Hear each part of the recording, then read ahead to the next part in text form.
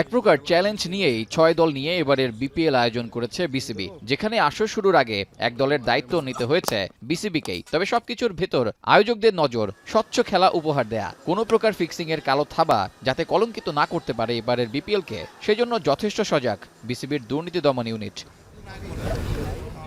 এরই মাঝে বেশ কিছু ঘটনা উস্কে দিয়েছে ম্যাচ পাতানোর গুঞ্জন, যে কারণে ঢাকা ক্যাপিটালসের প্রধান নির্বাহীর মোবাইল জব্দ করে আকু। একই সঙ্গে দলটির আফগান ক্রিকেটার রহমানুল্লাহ গুরবাজকে ডেকে নিয়ে জেরা করা হয়। তবে এসব নিয়ে আনুষ্ঠানিক প্রতিবাদ জানিয়েছে ফ্র্যাঞ্চাইজিটি। সেসবের জবাবও দিয়েছেন বিপিএল গভর্নিং কাউন্সিলের সদস্য সচিব ইফতেখার মিঠু।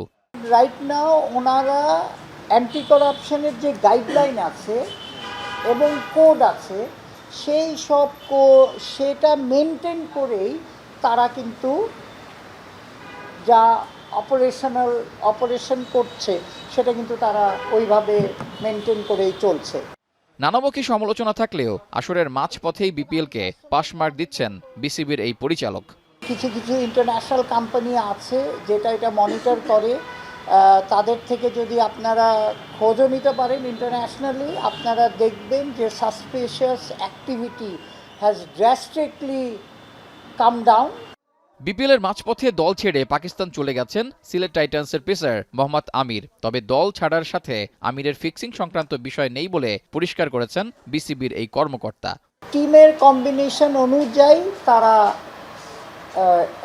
তাকে কন্টিনিউ করতে চায়নি। এখন আমরা কন্ট্রাক্টটা দেখব এবং ওই কাগজ দেখব যে তারা আপনার কিভাবে কতটুকু পেমেন্ট আছে। 15 জানুয়ারি থেকে বিপিএলের ঢাকা পর্ব শুরু। আপাতত মিরপুরের মাঠে নিরাপত্তা ও সংশ্লিষ্ট কাজ নিয়ে ব্যস্ত বিপিএলের আয়োজকরা। রেজাউল করিম, এখন, ঢাকা।